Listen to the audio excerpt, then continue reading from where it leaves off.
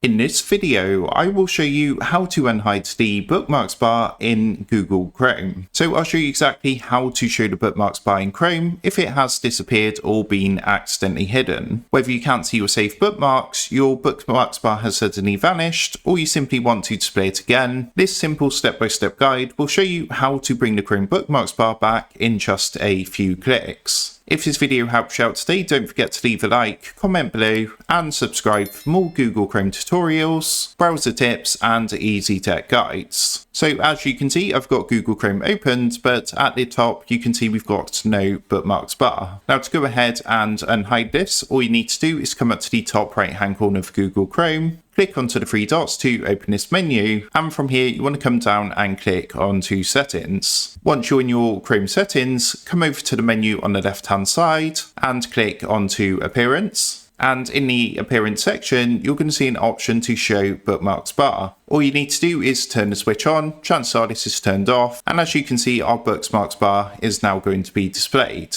So that is how to unhide bookmarks bar in Google Chrome. Make sure to like, comment and subscribe for more Google Chrome and simple tech tutorials. And with that being said, I will see you in the next video.